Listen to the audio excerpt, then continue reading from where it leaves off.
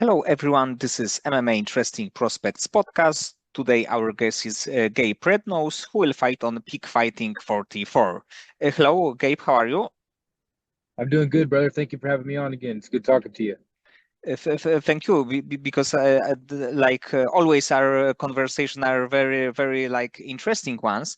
And a few weeks ago, there was information that you sign a contract with Peak Fighting, and I really like this promotion. They have a lot of talents, so probably it's a good choice for you. And what do you think about your next opponent, Thomas Klingan? I don't know much about him. I think I heard that he is a brown belt in jiu-jitsu and is considered a jiu-jitsu fighter coming out of Arkansas, which is um, a neighboring state to me here in Oklahoma. I'm ready to test the waters, whether it's on the feet or on the ground. I just know I'm going to go in there and get my hand raised. And actually, in your last fight, you showed that you are a very good grappler. It was like a very quick finish. It was like about 40 seconds submission. So maybe there will be a chance to have another this kind of fight that you are not getting hit and you are able to finish him quickly. That'll be the plan. Get in and get out as fast as I can and try to take no damage and get ready for the next one. And because there of course with your style there is a chance that this will be a quick finish. But when you are thinking about next fights, when would you like to be back in the cage again? Oh, of course, for now we don't know what's gonna happen, but like in your head, what do you have in your plan? Of course, my goal is to at least get 3 wins inside the cage this year. So this will be my first one of the year, and I'll try to get 2 more in after this by the end of the year. And actually, because you have this kind of also very good amateur career, you're right now 1-0. When I thought a little bit about your career, uh, I think that there will be a chance that you will get like a big opportunity maybe in like about 2 years. I mean, big opportunity like getting to the UFC even. And do you think that this is possible to get you to the UFC in like end of 2026? It's all a part of God's plan, and I just have to trust in it and take it one fight at a time. If that's the path that it leads me on, then I'll for sure make sure that I'm ready whenever that call comes. And this will be a light heavyweight bout. Of course, you have also the heavyweight experience. But in the end, do you think that middleweight would be possible for you in like maybe one or two next years? 100%. That's the goal. I'm gonna probably fight this contract out at 205, and then we'll test the waters and maybe middle to late 2026 about maybe possibly dropping down the middleweight and seeing how I feel there. But in the end, probably it's also good when because you fought in heavyweight, in light heavyweight, that you can take like some short notice fight in light heavyweight because you know how good you are in this weight class. So even when you get down to middleweight, there probably still will be some options for you in light heavyweight. Yeah, absolutely. I'd for sure be willing to fight in both weight classes. And because of course you have like a very good team behind you. But for this fight, did you change anything? Like maybe new sparring partners, maybe some new looks from your coaches? Right now I'm training here in Oklahoma. I'm training under UFC veteran Matt Grice at American Elite. Um, I have a really good training partners, really good team there as well. And one of my main sparring partners and training partners is um, a pro middleweight who's 7-1. Uh, he's done a lot on the regional scene here, and I hope that he gets a call soon. His name's Julian Leonard, and he's a beast, and for sure gives me the rounds that I need to, look forward to and move forward in my career. Yes, I know him because he's like you said, very good fighter, and he had like a few years break in his fighting, but Yes. Yep. and lately he, I believe, also got some cancelled bout. But I hope that everything will be okay, and also he will get the fights in. I actually believe he is fighting for a title coming up here in June. So we're basically starting camp together, and I'll be finishing the camp when he's starting one. So we're getting a lot of rounds in here soon, and he's helping me get ready, and I plan on helping him get ready when it's his turn up. And in the last few months, did you like focused your like training on some aspect of the game, maybe some new things, maybe something in striking or grappling, or there was like almost the same, but in like a good meaning? I try to mix it up. I try to get, multiple classes of striking in each week, multiple classes of grappling. I keep it pretty balanced.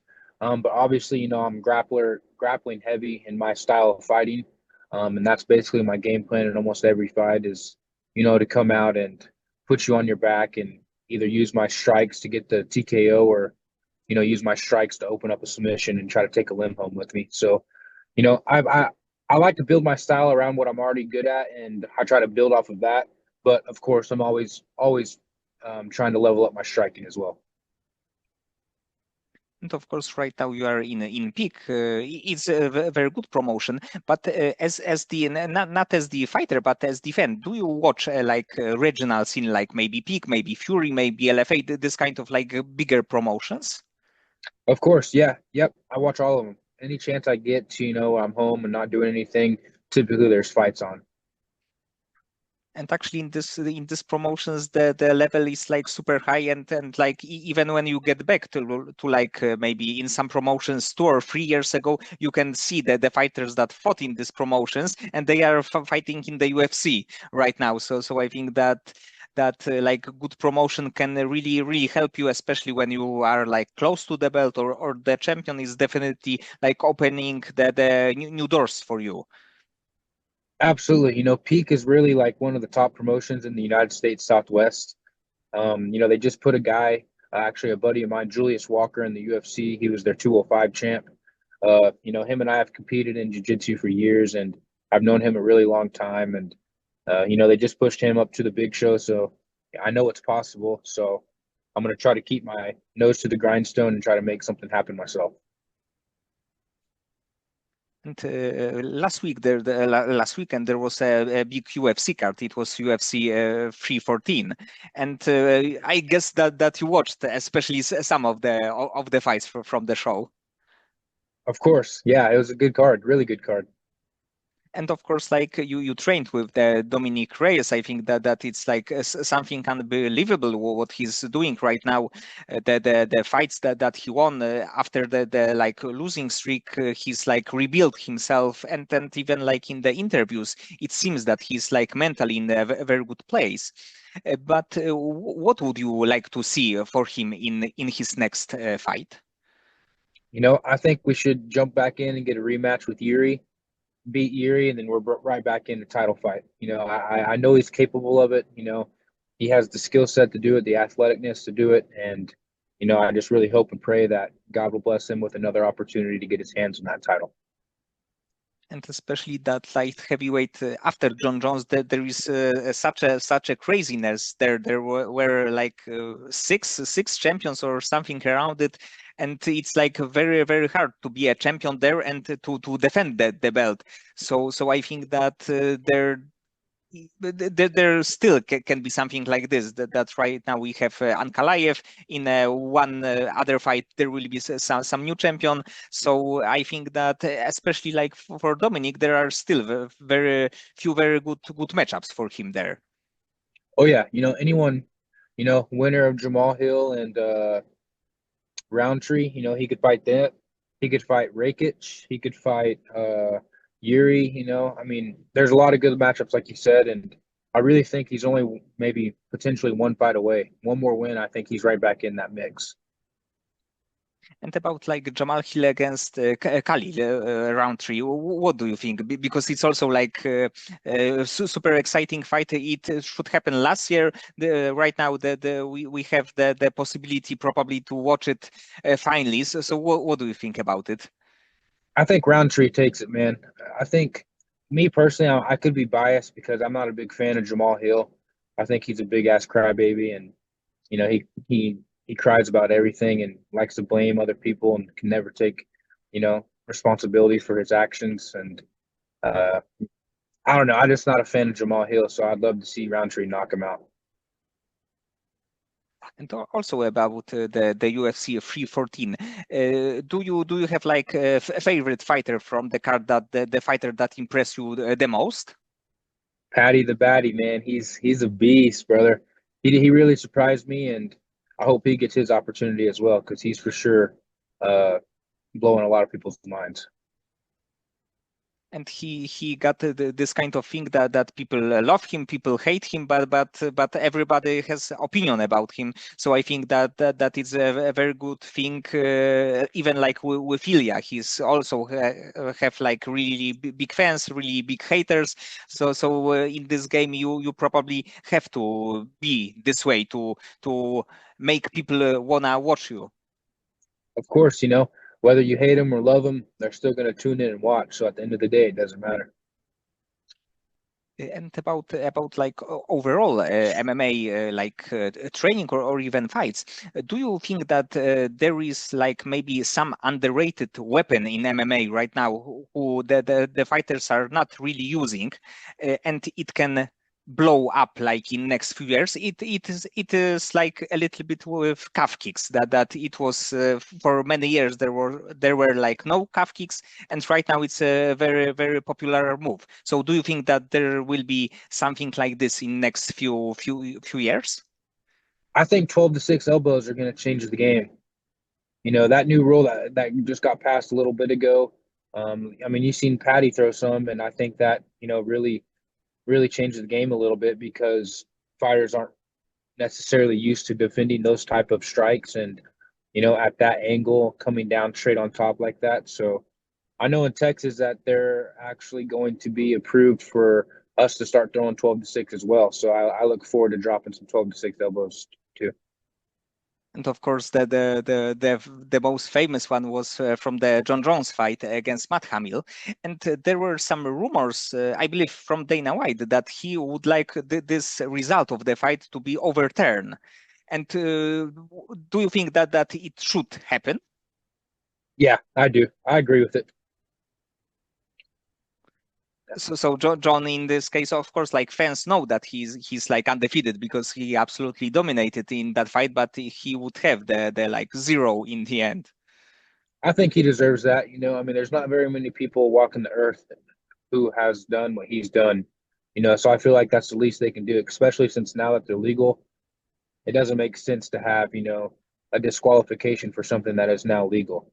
So in my mind, I think in my opinion, they should reverse that and give him his O. And in the training camp, especially for this fight, do you spar only with the fighters like maybe like you, maybe like middleweights, or do you also like to train or spar even like light sparring with featherweights, lightweights, a little bit smaller fighters? Yeah, I get some working with some of the smaller guys. I try to work a lot of stand up with them because, I'm so much bigger than them. It's kind of easier for me to, just grab a hold of them and take them down. So I like mixing it up with a few of the smaller guys, and you know, I'll get working with anyone as long as someone's there. You can always take and learn something from anyone. So I'm pretty open, but I also have kind of like a rule, like I kind of only trust a few people, especially if like in the deeper part of my fight camps. I don't just spar anyone from any gym. Maybe outside of fight camp I would, but typically I have my few trusted partners that I stick with and know that we're gonna take care of each other and nothing bad will happen. And of course accidents happen, but just like I said earlier, Julian, we usually are pretty good about taking care of each other, and he's probably like my main training partner here lately. It is probably like a very important thing because it's probably easy to get to room with someone you don't know, and there can be like from the like light sparring it can get really heated, and there will be like big punches thrown, and especially right before your fight, it's definitely not needed thing to have like some maybe cuts or something like this. Exactly. I try to stay far away from that as I can because, I'd be devastated to put all this hard work in and have all my supporters come out and support me. This fight is actually 4 hours away, and I have a lot of people who are coming to watch me. And, I'd be devastated to have to break the news to them to say, hey, sorry, I can't fight because, you know, some idiot wanted to throw a big bomb at me and split my cheek open and I have to go get stitches or whatever it may be. So yeah, I typically try to stick with the same people I know that I can trust and actually get good work in and, still push the pace, but at the same time, we take care of each other. And after the fight, especially when you won your fight, what do you like to do? Do you prefer to just go to the room to spend the time with your family to eat something, or you are more of the fighter that like to go to maybe some club, maybe to with other people to like restaurants, something like this? Typically, if my family's there in the state that I'm fighting in, typically, I'm going straight back to them and we're probably just going to get some food and, you know, just depends on where the venue's at and a lot of things go into it, but typically I'm just going back with my family, hanging out, going to get some food and for sure going to drink a Dr. Pepper. And also after the fight, do you have like maybe some issue with sleeping because there was a lot of like emotions, some adrenaline in the fight? Do you have like problem with sleeping? Before I have more problems before the fight than I do after the fight. Typically I'm pretty nervous the day before and the day of, just like anyone, I don't care how tough you are. I mean, nerves are nerves. And, for me, especially, even if I know that I'm going to go in and smash this guy, I still typically get pretty nervous. Just because, as we all know, as fight fans and fighters, it only takes one shot to change the whole game. So I always try to come in as humble as I can and train like I'm fighting the most dangerous person in the world. And next day after the fight, do you feel that maybe something is missing, but because there were like training camp, like build up for the fight, and just like few hours after the fight, you know that this is done. Do you feel that something is missing? Sometimes it's kind of a sense of relief, honestly. It's like, okay, I have a few days I can, depending on how active I want to be.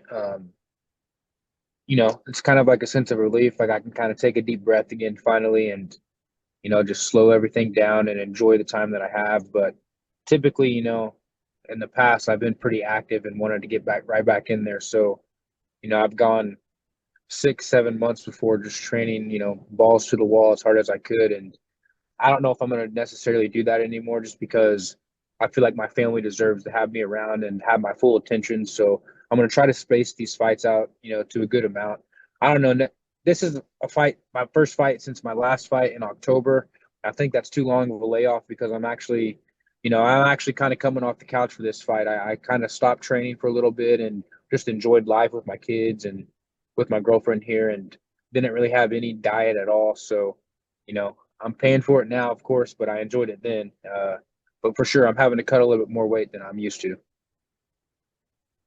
Okay, Gabe. So many thanks for the time and for conversation. I think that the fight will end with another finish for you, and I hope that we can see you like more often especially in the peak fighting cage, because I think that this promotion is really good and they can match you up with some really good fighters. Yes, sir. Thank you for having me on, brother. As always, I watch all your content and I'm a big fan. And thank you for giving us this platform. Us as fighters really appreciate it.